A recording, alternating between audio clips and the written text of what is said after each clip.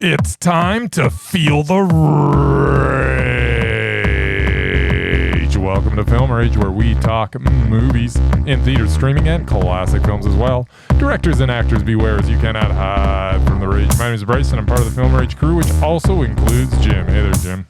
Hey, Bryce. And usually it would include the merman. Where's the merman, Jim? What's he doing? He is working, Oh, I think. really? Because we're doing this Maybe? podcast at like 4 a.m. I can't imagine he's working. What? Anyway, so Murray's MIA. Ah, well. We'll get along without him. I know how to push buttons. We got so much content this week. Really? I have no idea what we're talking about. What do you mean Okay. I thought we were talking like 2 movies. You got your Rage or Dare. That's pretty much it. No, we got a lot more, folks. Get ready. All right. With the introductions out of the way, let's rage on. Well, thanks to all been supporting us. If you love our independent podcast, please like, subscribe, share, and give us a 5-star rating on your listening platform. Or you could dare us to see a terrible movie, and if it played in a cinema anywhere in the world, we'll watch it. Now, let's get to raging. I guess without any merman. No merman. You guys are at going to all? be surprised by the movies we saw. Wow. Let's crank this up a bit. Let's get this juke joint rolling. Yeah, I don't know what that means. I feel like we need some like a disco ball in here sometimes. Like if you turn the music up and the lights down and a disco ball, right? Yeah. All right, so in cinemas this week, we saw Sisu. No, we didn't see it this week. Well, yeah. Saw it, I don't know, 6 weeks ago or something. It was a while ago. A year ago, maybe? I don't know. We saw it though. We We was 100% went to it. and we both stayed awake Yes. because it was like a 7:00 showing. I know. And it was a surprise, but it was Yeah. a surprise to me, but not to you. No, I was pretty sure that we were going to Sisu. Yeah, and we were. And we were. I was correct, as tends to be the case. Okay. Please don't start off with that. I'm just a teller of truths, my friend. Okay, and you're psychic. I know. Okay, so Sisu 2, The Road to Revenge. We catch up with our indestructible, unkillable motherfucker Sisu as he returns to his Russian home. Which is weird because he must have had a Russian home and a Swedish, Norwegian, Finnish, whatever. Anyway, Nordic home. I don't know. Because he must have been living in Russia because he had to go to Russia. You're trying to too much. Okay, I get You're it. piling on story here, Jim. I don't need to know any of that. Okay, so anyway, he's in Russia to get his home. Yes, that's all you need to know. Only to find out that it's empty. Because in the last film, his wife and kids were killed. So naturally, he decides to take the entire house apart, plank by plank, and haul it back to Finland, as one does. But As one does. just what you do. But the evil Soviets aren't done yet. No. They break the murderer of his family out of prison, which I don't know if that was in the first one, but I'm okay because apparently the job wasn't finished the first time. Yes. Here's their first big mistake. What follows is a wild ride, literally through land, sea, air, and even train, as Sisu drags his faithful dog and his house in timbers across continents back to the motherland. If the first film was intense and bonkers, this one is just as bonkers. In fact, probably even more so. Every kill is more magnificent than the last, and every machine that tries to stop him explodes in a new, hysterically over-the-top way. Logic? Physics? Science? Forget it. No. This is Sisu. Exactly. And just like the last film, he has to get captured. They have him tortured, and we're supposed to think he might die. Except, no. Come on! He's motherfucking Sisu. There's no chance of him ever dying. He escapes, of course, because, hey, remember that knife he had in that tank that he flipped? Remember? I remember. Like, I remember him holding this knife, and I was like, hey, where'd that knife go? Oh, that's right. He keeps it stored in his leg for safekeeping. Hey. If you didn't put it in his leg, they were going to take it off of him. So you just shove it right into your body. Into your leg. He uses his own blood as hair gel, walks through broken glass and mouse traps, and even rides a missile to chase down his revenge target. And then we get another fantastically explosive, bloody, fist-pumping finale. I'll be honest, I was disappointed he didn't actually ride the missile, but I digress. Not everybody can make a black and white film from the 1970s. Followed by an emotional gut punch of an ending that'll bring a tear to your eye unless you're fully heartless. The filmmakers clearly understand the assignment. We don't need a plot. We don't need logic. Just give us motherfucking Sisu and let him loose on whatever country, culture, villain, or unfortunate soul that deserves to be obliterated today. And they also knew he used way too many words at the end of the last movie. So in this one, we got, well, I'm not going to tell you. You'll have to hear that glorious moment for yourself about what he says in this film. I don't think it was possible, but this is actually better than the first one. This was a spectacular, magnanimous mondo. I loved every single scene, every single frame of this movie. The whole time we were watching it, I was on the edge of my seat, just fully loving this. It's figured out the formula for an action movie. If you're going to do an action movie, you can do action movies and not have them completely bonkers, but you can't have an action movie partially bonkers, but trying to kind of ground it in reality. This doesn't attempt to ground anything in reality. It is just bonkers from start to finish. And if that's the movie you're making, that's exactly what this movie was. They absolutely did what they were setting out to do. And it is just wall to wall, high octane entertainment. It's, if you're going to make it's kind of like what the Fast and the Furious wants to be, you know? Like, because the Fast and the Furious, it actually every now and then tries to bring you back down to earth. No, just keep on going. Keep that foot on the accelerator. Exactly. And that's what this does. It doesn't get drowned in story or any other annoying Stupid little tidbits. things. It's just, here's a scene. Sisu kicks some ass. Okay, here's another scene. Sisu gets his ass kicked, but in the end, kicks some ass. Here's another scene. That's the whole thing. The whole time, Sisu's not invincible. Sisu's just taking an absolute poop kicking through this whole thing. This man is superhuman, but man, he's not just a battering ram just going through all these guys. He is getting his ass handed to him over and over again. But the thing about Sisu is Sisu don't stay down. No, he just does when not. you think Sisu's done, Sisu gets back up. Pulls a knife out of his leg. Pulls a knife out of his leg, and you dead. The scene on the train, oh my God. Like, he's like trying to tiptoe through the train. Yeah. And broken glass, and he's stepping on fucking mouse traps. I felt that whole scene. There was a lot of that scene was kind of an ode to Train to Busan. Yes, it really was. I kind of felt that too. Yeah. But it was so much fun. I mean, you covered what it was about and what, everything. I mean, there's not much more to say about that. It's just high octane fun. And I don't say high octane because it's such a stupid expression, because it never really applies either. But this is high octane fun.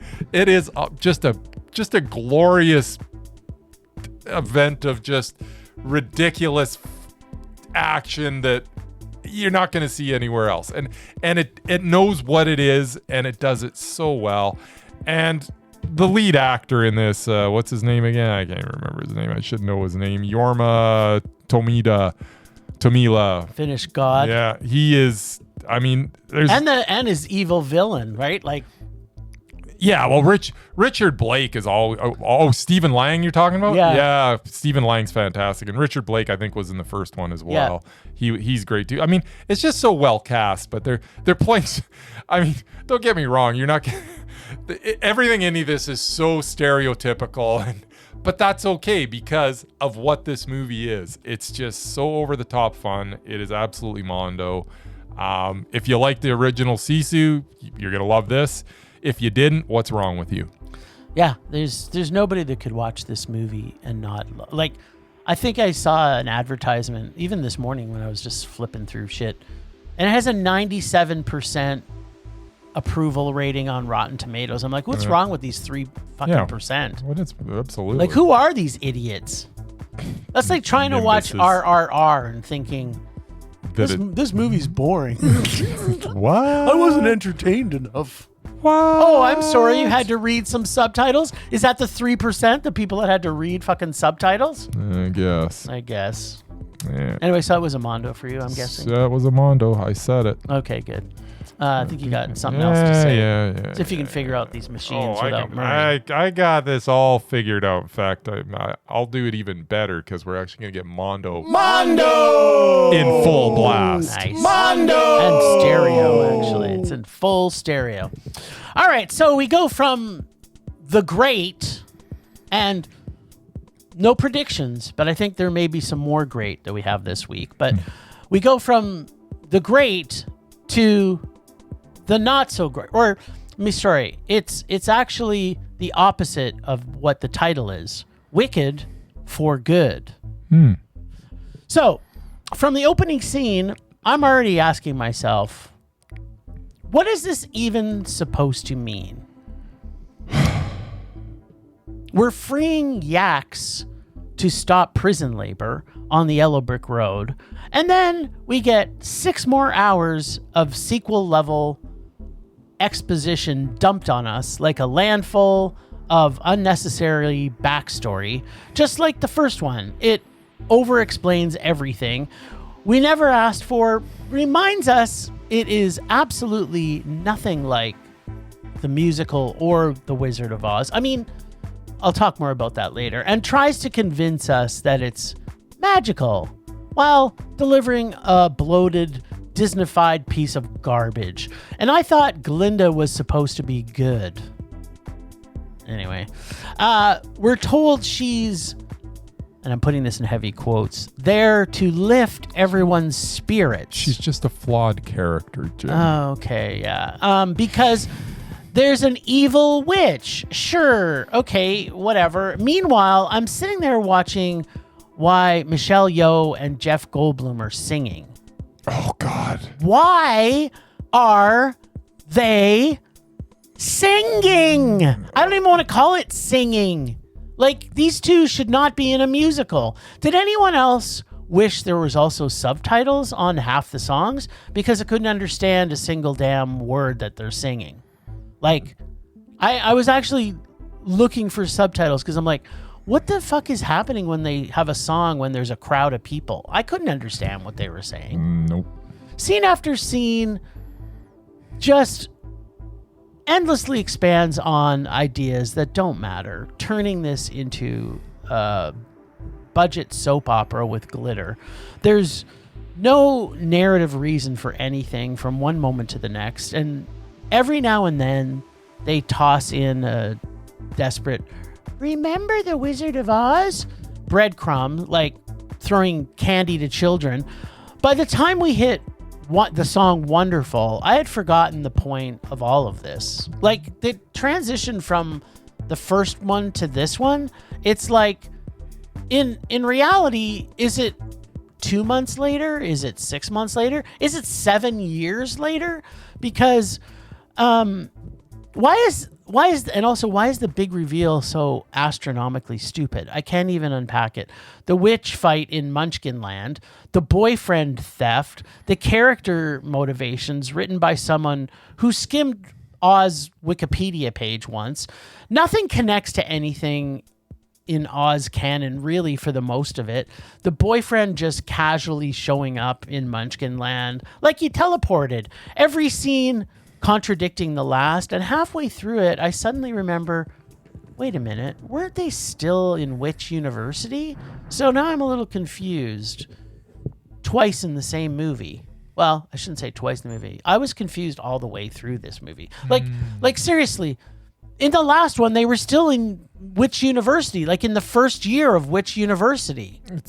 They were in the second year of Witch University? No, they were just in the accelerated program. Oh, okay. I get. So they'd finished.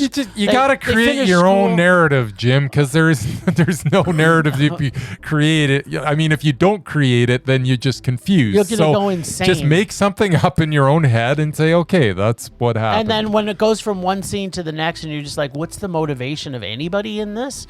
And then that's a problem. Yeah.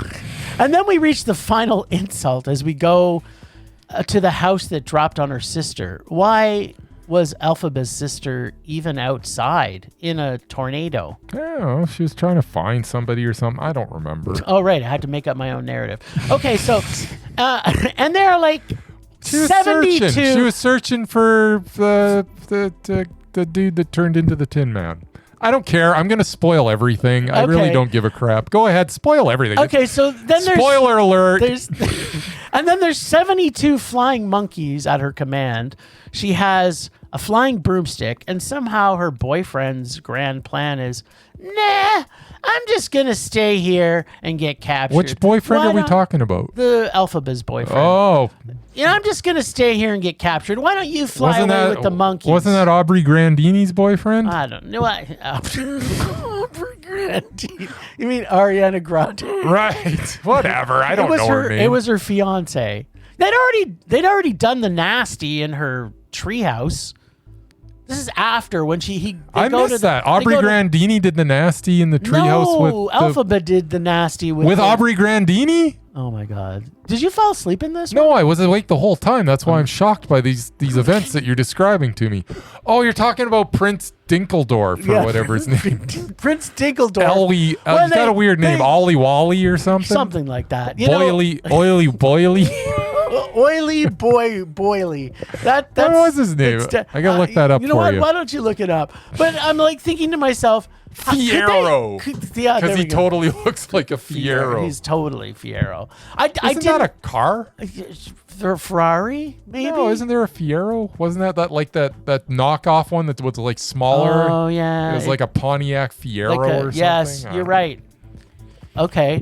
Is that what this guy was named after? Are you trying to sidetrack this because you don't want to finish talking about it? Keep on talking. Yeah, so now I don't know what I was going to say. Oh, yeah, I was just going to say there's like 72 flying fucking monkeys. There's a lot and of she's got a magic. She's magic. She can probably fry everybody with her fingertips. Yes. And yet, when there's like 6, maybe 5 dudes that going to capture him, he's like, no, you fly off with the monkeys. I don't need you. Yeah. I'll stay captured. Yeah, that's fine. I was like, what? Well, they had him by his arms. Oh, yeah. Well, monkeys are just going to grab him and pull him out of there? They were flying around picking up people as we did see The Wizard of Oz, right? Where when monkeys get angry, they can get pretty violent. I think these monkeys should have been ripping heads off. That's exactly that's my point. Thank you. Yes. So what the actual fuck is happening through this entire movie? I know that they keep some of the things like the musical play version, but how they do this where nothing transpires naturally. In the musical stage play, it felt natural and connected. And in this, it's like they made a bunch of scenes and then said, yeah, this will work. If we make this film only for people who like horrible Disney movies, or maybe any flying monkeys that actually see this might like it.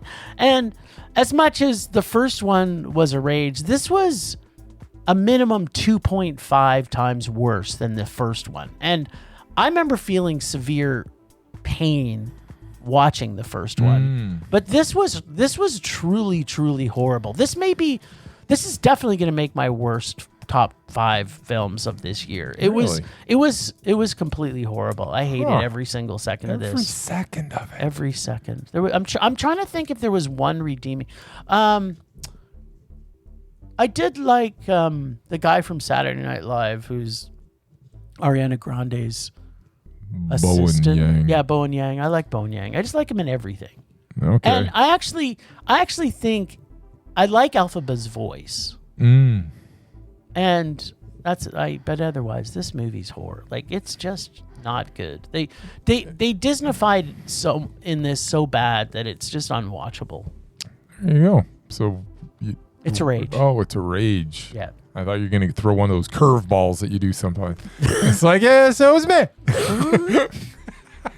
But that's not the case this time. Because I like flying monkeys. Yeah, I mean, doesn't let's like face flying it. monkeys. Flying monkeys in most cases could change it to a Mondo. Absolutely. Not in this case. If they'd ripped some heads off, it would have been a Mondo. This is like a musical, and even every musical I've ever left, it can be the worst musical ever, but at least I can remember a song in it. Yeah. I didn't necessarily like the song, but I would remember the song. At least I could, recall. I can't even recall one song out of this movie. I have no idea about any of them. But yeah, basically this movie is just dreck. It starts out, and I don't even know what's going on. I guess I should have rewatched the first one. No, that's just something I wasn't going to do. Well, I wasn't going to, but I was lost. I was lost for a while, but then it's like, okay, it's really no writing here. So why am I, I'm not really lost. It's just bad. There's no character development. You've got this Prince Fiero that I don't understand his motivations whatsoever. It's like, why is he so... Why is he marrying Ariana Why is he marrying? Grande? Yeah, why is he marrying her when he obviously doesn't? And he just like goes along with it. He's like, okay, I'm always happy. Remember that line? I'm always happy. Yeah, I'm always happy. It's like what? You're marrying. So you're marrying somebody someone you don't like. You don't like exactly. This makes no Or sense. respect. Like, what is this teaching people? I have no idea. So then eventually, like, it starts a snowball, and it just gets dumber and dumber. Our little Munchkin friend, I don't understand what's going on there. And all of a sudden he gets turned into the Tin Man, and because the wheelchair lady, like, I know, but she starts like reading a spell, and does it start killing him, and then what's her head steps in and like saves him, but then he becomes a Tin Man. She turned him to tin so his heart wouldn't explode or something. I don't know. I don't understand. None of it made any sense because there's no lore. You don't know anything, and then it's just like all of a sudden they get, "Whoa, you better read this magic book." Nobody could read it before. Nobody could still read it. Even when Alphabet Soup or whatever her name was reading it, she didn't know what she was reading. She actually said sometimes, "I don't know what I'm reading." Like, why are you casting spells that can change everything? But now she knows everything. But she didn't. She actually said it at one point. I don't understand what. It's like, well, then stop. Just stop. It's like the Book of the Dead. So it's like, don't read it if you don't know what you're doing. It's like, and making all these weird tie-ins, and all of a sudden, Prince Fiero, how in the hell does he can become the Scarecrow? Like, what is going on?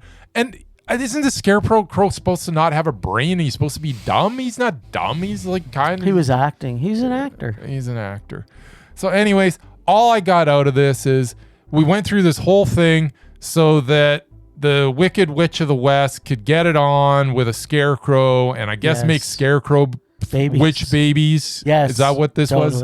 So there's so many Scarecrow witch babies out so there. Yeah, it's just about Scarecrow, and you know what? I could maybe get on board with that, but I'm still trying to figure out like how that's gonna work, because I'm sorry, those two having sex seems uncomfortable to say the least.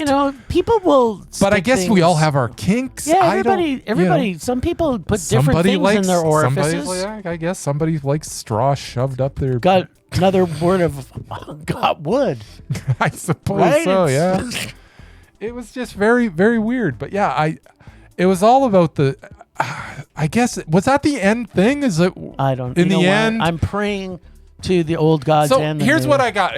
So I think the whole point of it is that Alphaba, is that her name? Yes. Okay, Alphaba is supposed to be hideous, but she's not because she's kind of. Because she's actually good. She wants animals to talk. No, but I'm just saying, like, physically, she's not hideous. No, she's hot. She's kind of smoking hot. She's just green. She's green and hot, yeah. Yeah, so she's green and hot. And he comes in and he says, oh, you're beautiful. She's like, oh, no, I'm not. And at the end, she tells him that he's beautiful, even though now he's a straw man. Yes. And I guess it's all about the inner beauty. Is that what this was all about? Sure. Or was it just about making witch scarecrow babies? That's what I'm hoping. I hope that's the sequel. Wicked 3, witch scarecrow babies, where it's just like 90 minutes of them, getting it on, and then a witch scarecrow children. baby. Well, no, just one popping out at the end because I want to see what a witch scarecrow baby looks like. To be honest, I'm kind of curious. I want to see if they're half of them, because half of them will be afraid of water, the other half would be afraid of fire. There's the other thing. I'm going to spoil it again. I'm sorry, nobody's afraid of water, and she's not afraid of water in this. When they had the whole water thing, it was so stupid to begin with, and that's the one thing I liked about this is they called bull poop on the water thing. Because she doesn't care. That was just something that the townspeople apparently made up. Oh, you throw water on the witch. Or I guess Ari Grande made up. I don't know. Somebody made it up. At this point, that you throw water on her and then she's going to melt. Well, no, it doesn't happen. Spoiler alert. Throw water on her. She doesn't melt. She just gets in a trap door and then comes out and makes scarecrow witch babies. Which isn't magic, by the way. No, it's not magic at all. Well, it might have been in the moment. I mean, I guess they're watching it and they believe that she died. So, I mean, she might have created some smoke and got into the little trap door and then, was very, very quiet. And, I'm melting. And then just click, get into the trap door and then just don't say it. And she's probably, I don't know, just being quiet. And then they went away and then they said, oh, witch is dead. But no, witch wasn't dead. Witch came back so she could make scarecrow witch babies. It's kind of like when. But I'm glad that they call bull poopy on the water because it's so stupid. Nobody melts from getting water thrown on them unless it's holy water and you're a vampire. That's common knowledge. Yeah, sure. Where is this going? It's a rage. Oh, okay. I was as confused as the whole story of Wicked for Good. But now it's all clear. All right, okay. Do you have something to push there? We're seeing eye to eye today, by the way. We're 2 for 2. It's a twofer. Rage! I'm going to kind of predict that we don't agree on this next one. Oh. But I could be wrong. I don't even know what this next one is. J. Kelly. That was the Adam Sandler movie. Yes. All right. Co-starring Mr. George Clooney, Rosemary Clooney's nephew. Exactly. So this is the story of a late middle-aged actor finally realizing he's actually a horrible person, and that the only people who like him are ones who don't actually know him. Mm-hmm. He's played by, you've already mentioned, Rosemary Clooney's nephew. Yep. And never forget that. It's a solid premise, and honestly, there are moments of brilliance in this. Yeah. But just as often, the film leans into these overly convenient, forced story beats. Like right before he wanders into the Italian forest, or the Adam Sandler Laura Dern kiss in Paris, or the dad plotline in Italy, and. But then there are the genuinely great parts. Every single time Adam Sandler is on screen.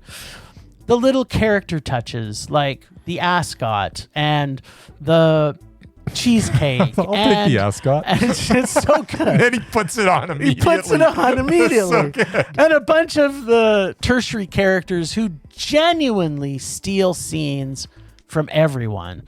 It's yet another Hollywood story about an unlikable person seeking forgiveness or redemption, and we're clearly supposed to feel sorry for him, I think. I didn't, not even a little, but I still enjoyed plenty of what was happening, just not all of it. The stagey voiceover dialogue style, still not sure if it was supposed to evoke sympathy, but it's so mission not accomplished. Overall, this was a meh for me. I got a couple of unpackings, but what did you think of Jay Kelly? I liked it. Yeah. Okay. Maybe we are going to. No, I think we are going to agree on this. I mean, Adam Sandler once again. It's so strange that every time he's in like a solid drama, he puts on a dramatic performance. He really is a very good actor. He's an amazing actor. He kind of steals this movie. And when he's in a comedy, he's the most annoying thing that's ever been created. And when he's a comedy, he's even better. No. But did you not see Hubie Halloween? Oh my God, we talked about Hubie. We talk about Hubie Halloween way too much. It's like literally the worst movie ever made. Yeah, but he does next to Alpha Bulford. He does the Hubie Halloween voice. It's hilarious. I'm gonna punch you in the face right now. Anyways, yeah, no, this is one of those movies that I went in and I wanted it to be better. Yeah, and it's not in any way a bad movie, but it does have some stagey stuff in it, and it doesn't feel natural all the time. No. It goes from feeling 100% organically natural to, Fresca, and like, I don't know, like 30 seconds. And it's like, and then it gets back to getting to that, the heart of the story. And there are some really good things, and I feel like if Baumbach would have chopped out about 25 minutes of the stuff that didn't need to be in there, that was a little bit convoluted, this could have been a Mondo. But there is 25 minutes of convoluted stuff, where it's just a little too. It takes you out of the film, actually. It really does. The whole Adam Sandler Laura Dern scene was just unnecessary. Was stupid, and it was unnecessary. It fucking annoyed me. You can touch upon all these relationships, but but then you get scenes with Billy Crudup and George Clooney. That scene was great. Yeah. The scene in the parking lot was great. Yeah. The scene in the bar was like the bar. It's all one scene. Let's face it. Yeah. But Crudup, from start to finish, that he's in it. Oh yeah. That's some amazing cinema right there. It's good, but there's scene like. Part of that whole story arc with his dad going to Italy didn't make sense. Like, it was good that he went because we got these scenes, but it didn't make sense in the film, actually. Like, it wasn't needed in the film. Well, he went to Italy to get away from what he just did. Yes, I know that. That makes sense. Yeah, that makes sense. Yes. Okay, what doesn't make sense? Well, his dad showing up. That didn't make sense. Well, his dad showed up because his publicist told his dad to show up, so they flew him in because he's getting the award. Okay. But here's the thing: did we need his dad? No, we didn't. There was enough going on in this. That's what I'm saying. And I guess at the end of the day, that's maybe where this movie takes the most missteps, is its lack of focus, because it starts veering off into some other story that's not really necessary. Like, why do we even need this? Mm-hmm. If there's some sort of payoff to it where it's a payoff that I think is good, then cool. But there was no payoff that I was, So yeah, Adam Sandler's great. George Clooney's George Clooney. I mean, don't get me. George Clooney is never bad in a movie. Like, he really isn't. Yeah, I'd say he's unlikable in some movies. I wouldn't. Like most of his early career, I couldn't stand him. Like, I couldn't even watch a George Clooney movie because he was the same character all the time. You always get on the same character. Who cares? As long as the character. But I don't think it was good. I don't think George Clooney in that Ocean's 72 series was good. I didn't think that George Clooney was hero. George Clooney was good. fine. I think George Clooney was fine as an action hero. I think those scripts were bad. Yeah, well, I'm gonna say I didn't like George Clooney. Actually, like him until he made that film when he went to Hawaii. That to me was when I actually respected George Clooney. But he made "Oh Brother, Where Art Thou" before that. Yeah, that's true. Okay, so but I love that movie, but it's not because of George Clooney. It's not because of George Clooney though. You got to admit that George Clooney's very good in that. It's the least George Clooney he's ever been. Okay, I think we got to take this George Clooney discussion offline, but because it could go on forever. Because it could. I think I could poke a lot of holes in some of his early stuff if we went into it. If we did a deep dive on George Clooney, I don't think he's as repulsive early on as you're making him out to be. But I digress. Back to Jay Kelly. Jay Kelly, it's just a solid movie, as you would expect from Noah Baumbach. But I almost expect more, though. Well, that's the thing. This is another movie that I don't think it ever would have been a Mondo anyways. But because I have a higher expectation from Noah Baumbach, it kind of penalizes him going in, because if it's not amazing, I'm already disappointed. Because let's face it, Noah Baumbach makes amazing movies, Squid and the Whale, and et cetera, et cetera. Like, he makes amazing movies. Yep. This was just very good. It was a meh. I would say good. It was very There would good. be no very in it. The very comes from the performances of Billy Crudup and Adam Sandler, who were both fantastic in this. Those were very good. The movie was not very good. And their fantastic performances up this movie to very good, which still makes it meh. So just stop splitting hairs, Jim, and just go along for the ride. I did have a point to unpack. Go ahead. We can still unpack The points. stagey voice dialogue discussion. Was I supposed to feel sorry for him? Like, were we ever like the whole delivery? Like, from the beginning of the film, it didn't sort of dissipate until about halfway through, but the whole cadence to their acting at the beginning of the film up until about halfway in felt like it was like they were on a stage play. And the timing of their delivery, it was like, okay, now you say a line. Okay, now you say a line. So I wasn't sure if it was intentional or it was just annoying to me. And then, are we also supposed to feel sorry for George Clooney? Like, were we supposed to feel sorry for George Clooney? I don't think we were supposed to feel sorry for George Clooney, but I think we could see how George Clooney life ended up where it was. Yes. And I don't think they were trying to evoke emotion for Clooney in this. At least I didn't get that. Yeah, I didn't get it. There was nothing to get. They were just it was just a portrait of a Hollywood horrible person. I think it was making a statement on what Noah Baumbach thinks of some of the Hollywood stars out there. Maybe George Clooney himself. I don't know. Probably. Maybe it's an inside joke. Well, maybe it is. I don't know. Could be. I don't think it is. So. But didn't you find the acting near the beginning especially stagey? No, not really. Okay. I think it was overly stagey. It was stagey because they were actually on movie sets. So No, because they were acting stagey. But anyway, it was fine. All right. Now we're going to Norway, which if Murray was here, he'd be all excited about. He loves the Norway movies. Oh yeah, Sentimental Value. Yes, I almost said that in a pretty good Norwegian accent there. I wasn't trying to. I was just saying Sentimental Value. It's like that's the cadence of a someone from Norway. Is it? I wasn't even trying. There you go. That wasn't my intention. All right. So this is an intimate family dynamic film about how trauma ripples generationally like a stone dropped into a pond. We follow a father, an estranged film director played by Stellan Skarsgård, who returns, and I'm putting this in heavy quotes, home after the death of his ex-wife. The first character, though, that we meet is actually the house itself, which sort of matters as a character. Mm-hmm. He connects with both his daughters. One is a stage actor who wants nothing to do with him. The other one is a mother trying to keep the peace. Skarsgård has written a film specifically for the elder daughter, but after she refuses, he meets Elle Fanning at a film event, and she takes the role until she later discovers she's not right for this, and she decides this all on her own, by no coercion.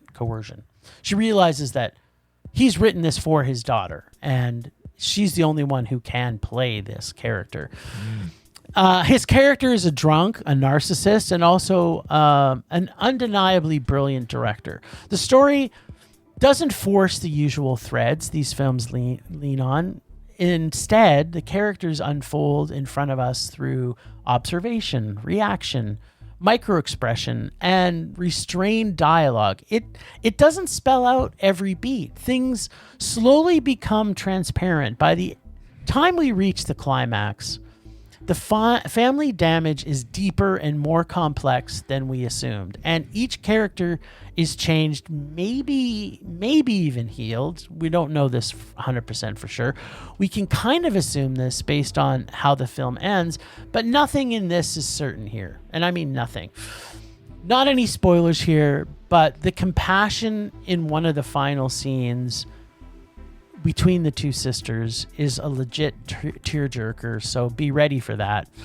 And I'm going to butcher these guys' names, and I apologize. Renata Rientsev and Inga Ibs daughter Leonos are captivating as the two sisters. Like, I mean, captivating. The performances by these two ladies are just awe-inspiring. And Joachim Trier yet again proves why he's becoming undeniable in both writing and direction. I freaking loved how this movie was. This is another one of those films that we don't normally get these type of films in Canadian and U.S. filmmaking, and I guess I should say Hollywood. This is not a typical Hollywood film because the director just takes us through these things and doesn't over-explain anything. You're just absorbing these characters, and they're so rich and they're so thick and so meaty that every scene matters. And by the time we get to the end and how this movie ends, this movie has a perfect, and I mean perfect ending. Everything is subtle. Like when we see Skarsgård go and meet, and I forget the actor's name. He goes to meet this director that they wanted to get him to be the director, and he realizes that he can't even walk. So how is he going to do this all in one shot, which is what he wants to make this film. Makes this film all in one shot. And he he institutes something that happens, but it's so subtle that other directors who are not as gifted would over-explain the whole situation. We fully understand what's happening, and even the director he's trying to hire understands it. There's just scenes like this, and like at the end when it ends and you say to yourself, oh my fucking God, they just ended this perfectly. This movie is so mondo. The ladies in this was fantastic. This is so good. I loved it. What'd you think? You hated it, right? It was pretty amazing. Sentimental Value. Yeah, I mean, you covered all the plot points. Not all the plot points, but you kind of explained what was going on with it. But yeah, it's at the end of the day, it's about, this broken family that you're not sure how broken they are at the beginning, but they're pretty broken, and it takes all 2 hours and 15 minutes or whatever this was to get to the point where it is a satisfying ending and there is some resolution, and it just takes its time from getting from point A to point B, where a lot is happening but not much is happening. And it comes down to the sisters and the performances by those two ladies. And yeah, I mean, the scene that you're talking about where there's hugging. There's hugging involved in that scene. And it is a very, very emotional scene, and it's so powerful. And it's just a really good movie. Skarsgård is great in it. He is dwarfed by the performances of the two sisters, but I think that's by design. He's very good in it. And Elle Fanning just continues to do good things. Yeah. Whether she's a robot or an actress. I mean, think of that. I mean, we went from Predator Badlands to Sentimental Value. And like, she'll take it. It seems like she's very selective with what she'll take. Yeah. And she's people want her in films. People too. want her in films, and it seems like she's getting to the point where she doesn't make something to collect a paycheck. No. She can eat on what she's getting. Yeah. So and there's actors out there that definitely are doing that are capitalizing on their fame, and she's not doing that. And and there's a scene between her and him near the end of the movie where it's a real character. Almost like aha moment for his character to realize that and he says to her, you're a good person. And you can see it in his face that he's realizing he wishes he could be a good person. No, there's absolutely, and there's so much stuff like that sprinkled throughout this. So where there's self-discovery through conversations that they have with each other, and they go to places that they didn't know that they could go, and it's just a really powerful film. It's absolutely Mondo. You got to see Sentimental Value. Just this is why I go to the movies. This is because every now and then I have to go to all the Wickeds and all the other garbage, but eventually I come across movies like this, and this is why I go. And sometimes I go to the other garbage, and I think it's going to be garbage, and it's not. This one I was pretty sure I was going to like, but I didn't know I was going to like it this much. Yeah. It is truly Mondo. Mondo.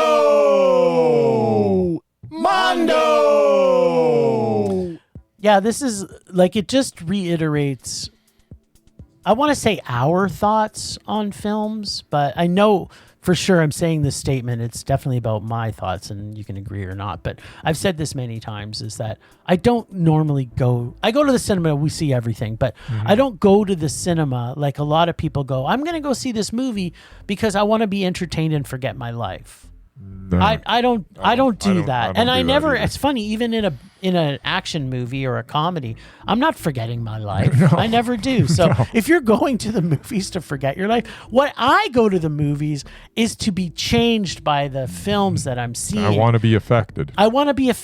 And hopefully change me for the better. And movies like Sentimental Value helps you to see the flaws in other characters that you may hold in your own self. Yeah, you might notice a flaw in yourself. Yes, for sure. Because when you're watching a dad play, I mean, you can't relate, but you're a doggy dad, so you kind of understand a little bit about parenting.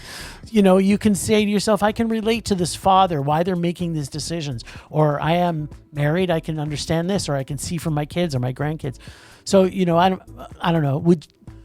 I assume you feel the same way. I do. Yeah. I'm not an escapist person. I'm not going to escape. I'm going to be.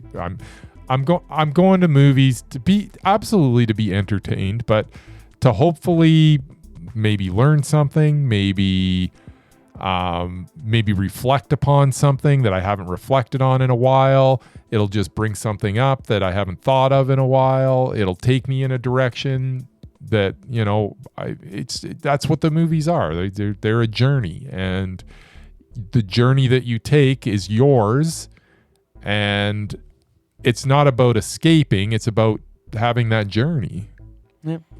Yeah. What that was a great journey. It was. All right, so speaking of that, we go from one journey to another journey from another country. So going into this rental family, going into this film, I had a lot of trepidation. Before we saw this film. In fact, before it was on, I think I said to you, I am not looking forward to this because sure, Brendan Fraser was the whale, but was it just a fluke? Because I don't think I've seen very many Brendan Fraser movies. He's been in a few dramas, but most of it's comedy. So did I really want to see him again? But after we get to the funeral scene in this film, I was completely hooked into this film. Then the film goes up another level when we get Brendan Fraser shirtless. Meow.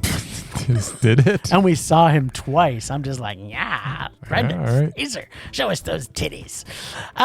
This is another healing journey through film, but instead of a Norwegian family trauma, we get Japanese family reflection and self-realization film, which of course is a totally different universe. We see Fraser's character moving through his role as a rental family employee, where he plays a husband to a lesbian bride, a dad, a best friend, a cheerleader, a journalist, and of course a sad American. But first, we learn he pays for a rental person as well, but not anything, I'm going to put this in heavy quotes, family. Well, unless he wants to make a baby with a sex worker, then maybe it's family related. Culturally, the film tells us that in Japan, mental health counseling is frowned upon, and that playing, in heavy quotes here, roles helps people cope. But as the story unfolds, some cases can't just be stepped in and out of. It's not that easy, like being a fake absent father. I guess the mom didn't really think that one fully through. Is that at some point, if you're wanting her to bring her spirits up, and you're faking that this is her father, if you don't want him to stay in her life, how the fuck were you going to get him out of this? And this is where the film's heart is, how connected Brendan Fraser becomes to these clients. For him, these gigs just become something far more real than acting jobs. And my God, the Japanese and Koreans know how to make family-centered films that remind us what actually truly matters in life. Like, I don't think there's a Korean or Japanese film about family that I've seen that doesn't have me going, these guys get it. And yet, you see some films and how they portray men are a certain way and women are a certain way in some of these cultures. But when it comes to directors who make films about family from these specific countries, they just really understand it. Of course, based on Kevin's, and Kevin is the character played by Brendan Fraser, questionable handling of clients, things go wrong, and I mean badly wrong. Then the film hits us with a run of twists that are surprising, hilarious, and absolutely fantastic in turns I didn't see coming, and I'm pretty sure you didn't see coming either. There's a warmth and emotional intelligence here that only Japan, or maybe Korea, can bring to a film like this. Something that could never be made the same way in solely a Canadian or US film. Or should I say Hollywood. So we get back to back in these films, we get a feel on this Norwegian culture and the feel of the Japanese culture. The ending of this was perfect, and Brendan Fraser in this movie was just a real treat. I was afraid that he couldn't come back and do another dramatic role, but because there's sprinklings of comedy in here and his understanding of comedic timing, I love this film. He was great in it. This was Mondo for me. I really loved it. Yeah, this is another movie where Brendan Fraser was kind of the only pick to play this character. I don't think Brendan Fraser has the acting chops to do a lot of stuff, but I do think that in the right role, he can knock it out of the park, which he's proven that he can. Brendan Fraser isn't a chameleon that can go in and play, bunch of different types of characters. Tom Hardy. He's not Tom Hardy. He does have a niche though, and this falls into his niche. Oh yeah, totally. And he is very, very good in it. As I was watching this movie, I was enjoying it a lot. There was as you say, there are some twists and some turns, and the characters are all, you end up caring about everybody, and like there's few films where you literally care about every main character that's in this, and there's like probably a dozen of them. Yeah. You care about all dozen of those characters that you're supposed to care about, and you care about them all pretty deeply. So this movie, and that's why when this movie ended, I thought that was really good. I enjoyed it a lot. and I thought I was going to give it a meh, but I got to admit that I'm still thinking about all those characters and my affection for them and the way that I was so invested in them that I can't give this a meh anymore. I don't know why I walked out of it thinking, that was really good, but I don't think that was Mondo. But now I've slept on it, got up in the morning, and I'm still thinking about the movie. It's absolutely Mondo. Just such a good, just beautifully made movie, beautifully shot. What a pretty movie to look at. Like that mountain in Tokyo. So Hakari was the director, and holy schmoly, that he made a beautiful, beautiful film. Just like the thing about this is that it's the writing, and like there's again pieces in it where you're like, I'm coming back to this, like the ending where Brendan Fraser goes into the temple.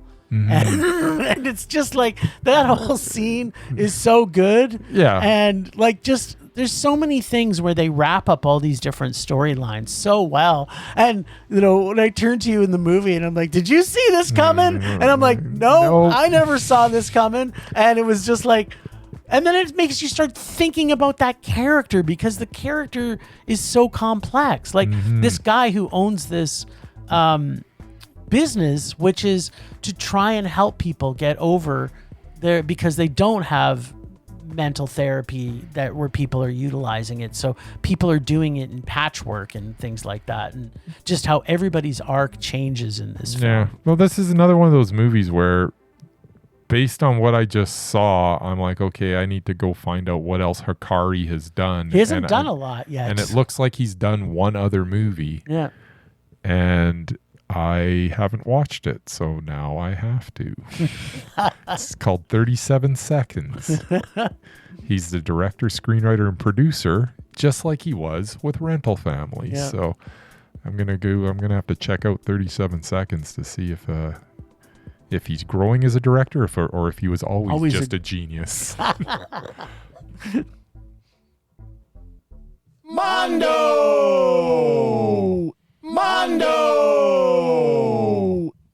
Well, this is a little boring. We agreed on everything.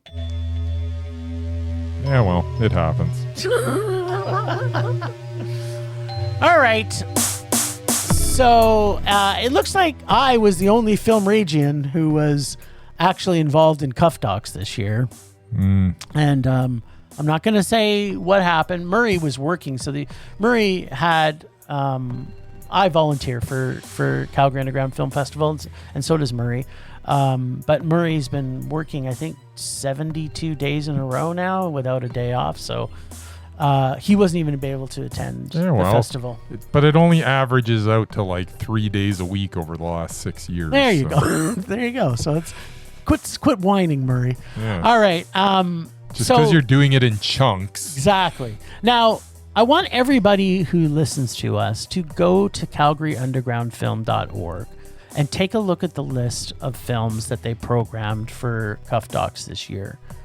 And what I want to tell you is I saw all the films at Cuff Docs except 2.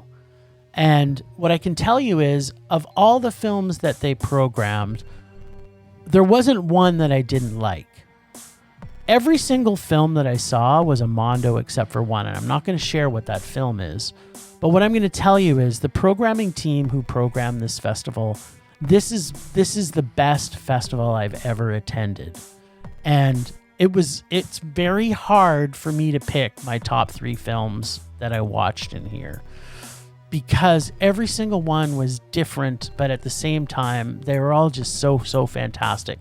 Some of them were hilarious. Some of them were important to know. Some of them were thought-provoking, but every single one in its own right was fantastic. And they have like different genres of docs, right? Like music docs and observational docs and, things that affect you in different ways. So these are my 3 favorite films, and I'm gonna for me to say that one was better than, there's one in here that was almost a Flea moment for me, so I'm gonna start with that, and it's called The Librarians.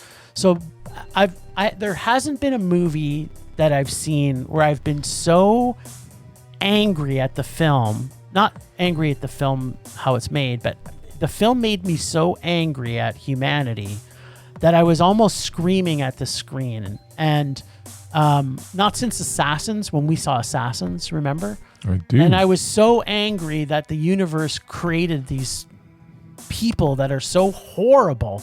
This is what the Librarians did for me. Everybody in the world needs to see this movie because it goes to show you how easily society can change and affect things that are happening. And it's funny because I had a conversation with a friend of mine in the US who told me that I have to have some hope because the people who are the villains in this, in the Librarians, or at the core of it, are now starting to lose ground because the rest of the American people are seeing how horrible these people are. But, ultimately everybody see the Librarians. I don't want to tell anybody really about it. Just go see it by far. The next one was a very powerful Alberta documentary. It was filmed in Lethbridge, Alberta. It's called #Skoden. And we got to see almost every single film too. They had a director or somebody who was in it too. So Cuff did a really great job bringing some great people to have Q&As. And Skoden is about this meme that was out back in, maybe it was the 70s or 80s, about this indigenous person who, he had his dukes up. And it's one of those ones that the #Skoden, the indigenous community started to own it because it's one of those ones that, and so it's one of those things that, like, are we supposed to go #Skoden when we want to show support? Because it's kind of one of those things that, it's cultural appropriation, which we've seen multiple times. But this movie is so well done for a young filmmaker to put this together about this man. We really got to see him and his journey, this man, and we got so much compassion about this man who just, through no fault of his own, ended up on the streets, became a drug addict, alcoholic. And it's heartbreaking to see it. But the movie ends with a lot of hope for the homeless or people who are living without a home, and about the indigenous community and the racism that happens so often in our country. Like, Canadians like to pretend that we put on this hat where it's like, oh, we're not racist, and yet we're probably some of the most racist people on the planet of what we've done to the indigenous communities that live with us. So yeah, Skoden, #Skoden. Anyone gets a chance to see this, must see it. And the last one is a film called The Tale of Cillian, which this film is not like a traditional doc. It's not really observational. It's almost a narrative. It's like a hybrid, because it feels like as you're watching it, it's like this was a story that was written, but it's not. It's actually a doc about this family in this Eastern European country where they're talking about these farm communities and how they can't even make money selling their crops for whatever is happening in the country. And it kind of takes place around the COVID time, and how the family sort of can't afford to live on their farm anymore. And the one dad who's, pretty old, he's getting up there in age, probably in his 60s, 70s. And he decides he's going to stay and try to make this a go on the farm by himself as his whole family leaves him. And it's just such a powerful and beautifully shot film. I don't want to say much else about it, but if you get a chance to see The Tale of Cillian, it's a film. I know that all three of these films you would have absolutely loved as well, Bryce. Like, I just know these films would have touched you in ways that everybody should see these films. Anyway, Cuff Docs, you guys did a fantastic job programming it. People, go see these films. Take a look at their list of films and don't miss any of them. Cool. So what you're saying is Cuff Docs was Mondo! Yes, collectively. Temperature rising. Vision blurring. Rage taking over.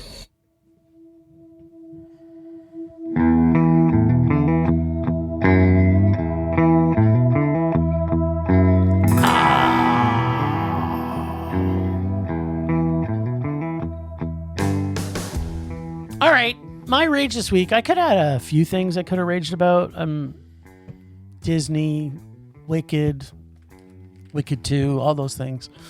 But what I'm going to rage about this week, and I might go on a rip as I start to talk about this, in front of watching Rental Family, and this is at 10:15 at night, we watched 3 fucking commercials for children's toys, which I'm like, how many children are going to be in this? First of all, seeing Rental Family. Yeah, but their parents are going to be there. Yeah.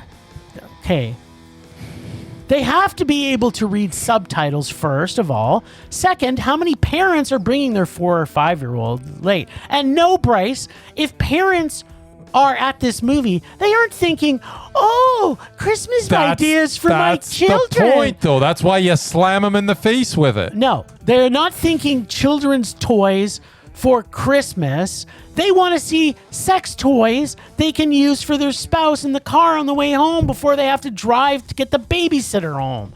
Maybe I want to go to Mexico away from the kid and get top shelf booze where the spouse and I can have hotel sex in another country.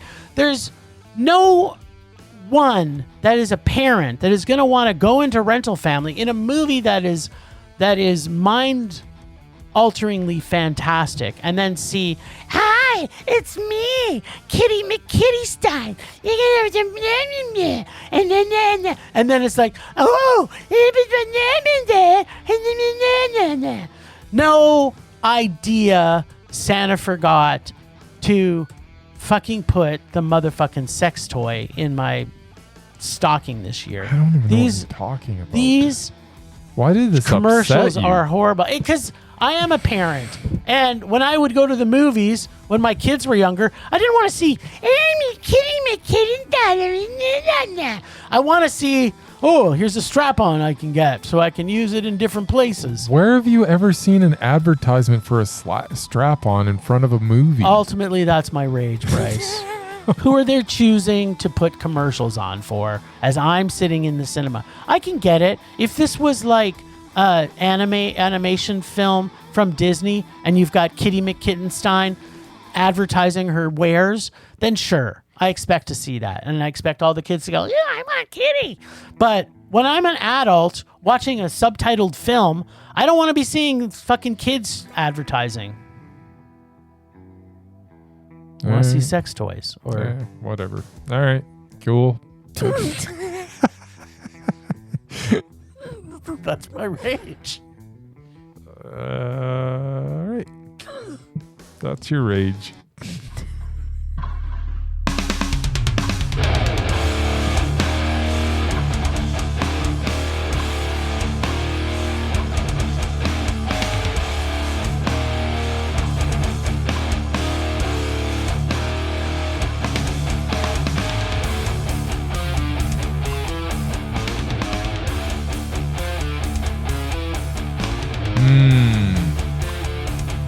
Still thinking about it?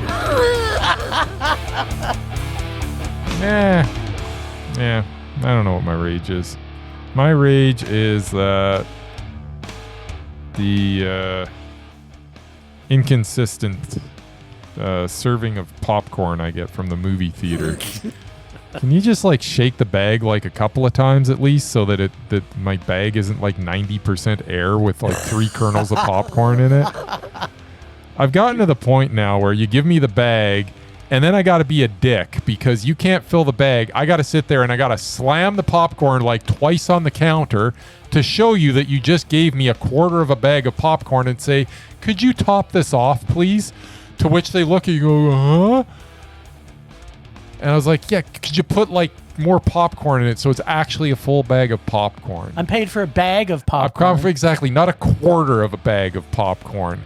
Now, when I'm going to get a refill, I don't care.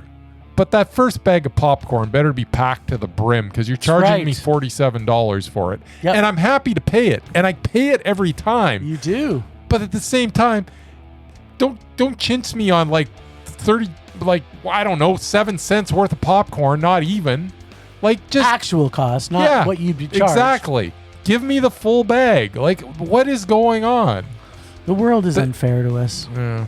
So, anyways, that's my rage. This is how George Clooney felt in the movie Jay Kelly this week. It's definitely a first world problem. All right. Rage subsiding. Pulse slowing. Anger fading.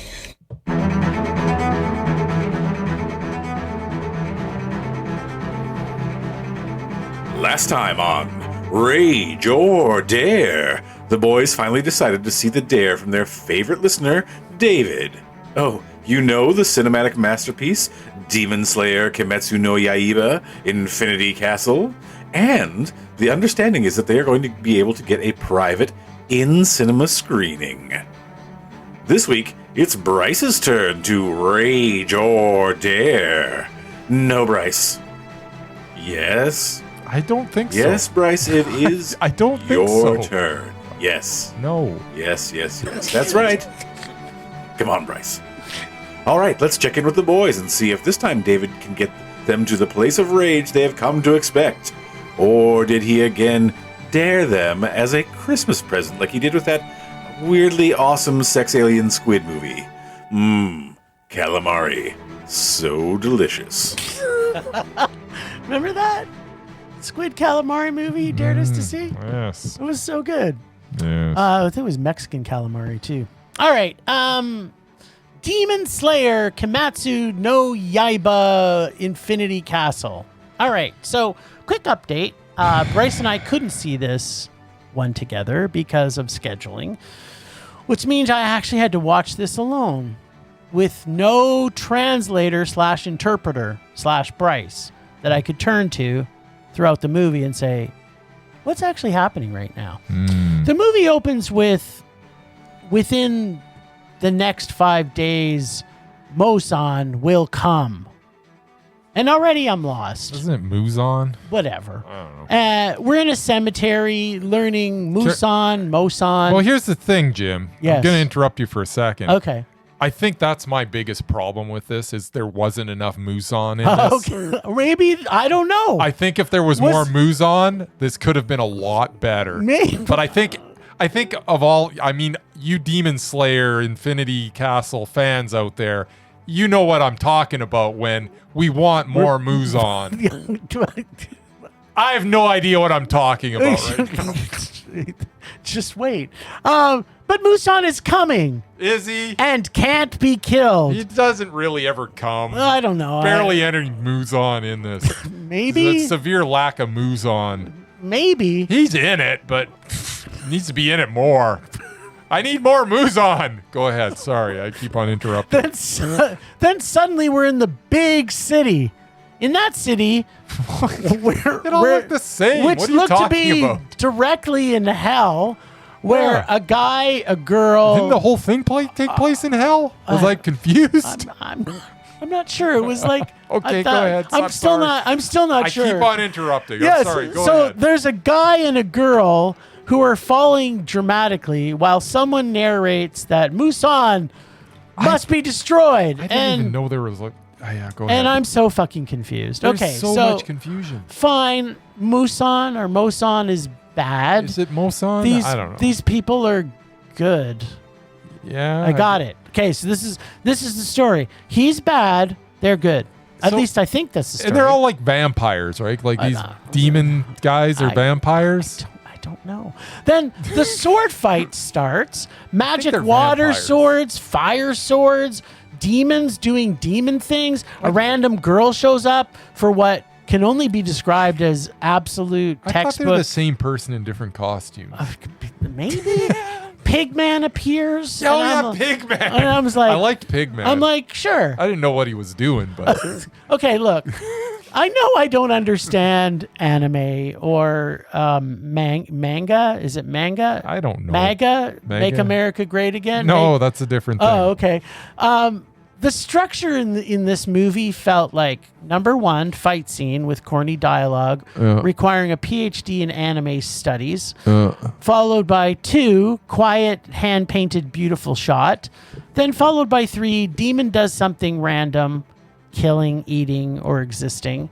After 10 to 20 minutes of trying to keep up, I realized this movie requires being either extremely high or extremely drunk. So I stopped the movie and I started a drinking game.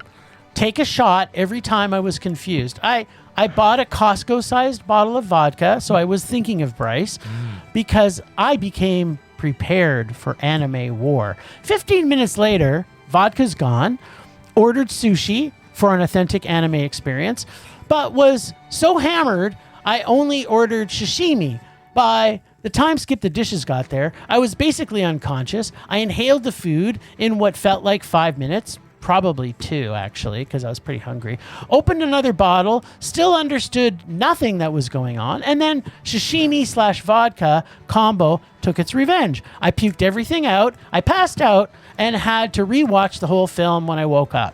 And even after 2 attempts, I still had no clue what was happening through this entire movie. No.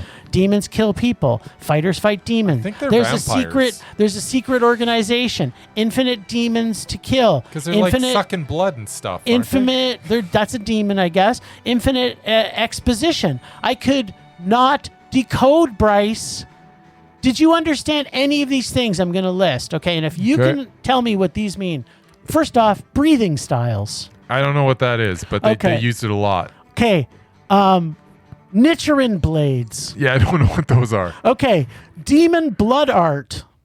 That sounds really cool, but I didn't understand it. Hashira or Hashira level 3. Yeah, I don't even know Hashira level anything. And, so. okay. And of course, the least obvious thing, Infinity Castle. What? So I get that this might be fascinating if you're permanently stoned or dreaming of manga glory. It's no different than Star Wars or Marvel at this point. If you haven't consumed every single entry, you are doomed from the beginning of this movie. And I don't have the time. There's no catching up. Or the desire to catch up. To your point, this movie is so horrible because my hangover and understanding of anything made me angry through the whole movie. Ultimately, I'm sure David picked this because this motherfucking torture session lasted 2 hours and 35 minutes. It was so long. And there was no way to watch this on a faster speed, Bryce. I tried. I tried to watch this as fast as I could.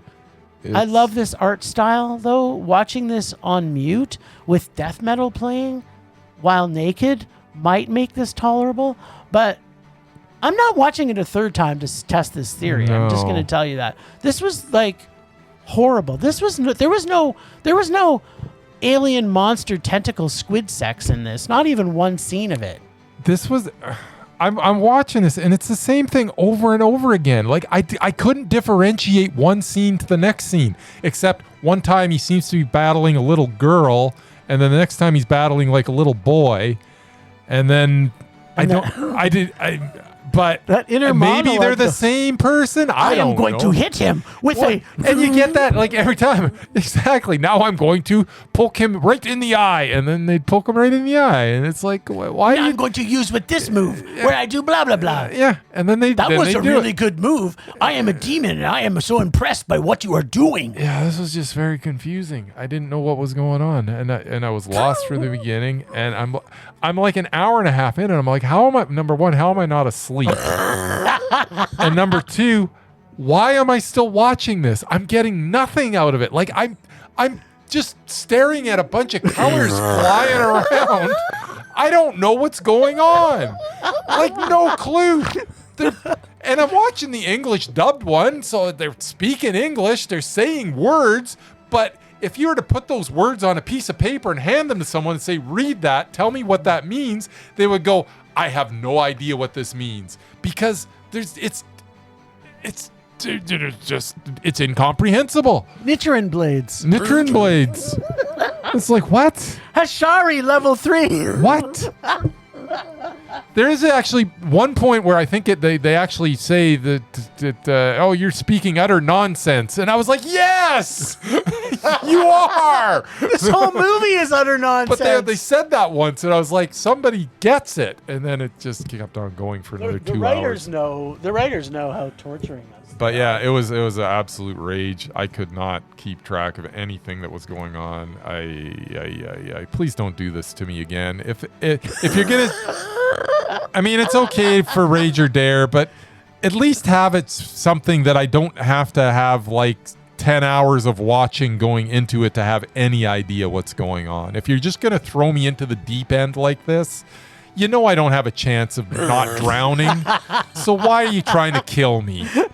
Okay, Rage or Dare, yes, make me rage, but don't try and kill me by drowning in this Infinity Castle sea. Which we still don't know. I don't know what an Infinity Castle and is. there's like there's a 5 bunch or of 6 of these movies. Yeah, I don't. And I'm not watching it. David, you knocked it out of the park this week, buddy. You suck. Bring us back to Mexican alien sex movies. All right, so it's your turn to pull, No, it is yours. and I have to pull from your bag. Yep. Yes, you do. Okay, what's this? I got a piece of paper out of your bag here, and it is. All right, I get to watch the Tears for Fears music video, Shout. Nope. But it says Shout from 1991. That's after Shout. Shout came in like mid-80s, didn't it? Like 86, 87? I'm pretty sure. Yep. Oh, darn. Okay, so I don't know what this is. I'm guessing it's a musical. I don't know why I'm guessing that. It just seems to me like it's a musical. But my computer's frozen, so I have no idea. It stars John Travolta. Yeah, it is a musical, isn't it? And Jamie Walters Is it a and Heather musical? Graham. Oh, maybe not. And it is a drama musical romance. Yes. I'm positive I've seen this. I do not remember A it new at all. music teacher in 1955, West Texas home for wayward boys, brings new vision and hope for many of the Oh, interned boys. Sounds like right up your alley. not really, but, John Travolta. Who else was in it? Heather Graham. Heather Graham. That's not making it any better. All Well, we're going to hear about this all next week. right, Shout, 1991. Let it all starring out. These are the things that I do without. Come on. I'm talking to you. Come on. Bow, bow, bow, bow, bow, bow. That was a good tune. It was a good album. It was a good album. Songs from the Big Chair. Yes. Mother's Talk, man. I love that song. That is so the good. best. It really is. All right. Well, thanks, Ragers, for listening. Thanks, David, for giving us some rage. Thanks to the Extended Film Rage family you can find in our show notes. Thanks to Casey from The Nerdy Photographer for the voice of Rage or Dare and our God of Rage. Find us on social media everywhere at Film Rage YYC. Check out everything Film Rage at filmrageyyc.com, including our merch site for Redbubble and TeePublic. Christmas is coming, and your granny needs some Film Rage panties. We always want to make this a raging blast for all listeners, so please comment, like, and subscribe, and send us emails to filmragecalgary@gmail.com. Dare us to see terrible movies to fuel our rage, but no matter what you do, please, please, please, pretty please, please, please, make us rage. That's it for this week. Rage on! Rage on! Popular, we're gonna be popular.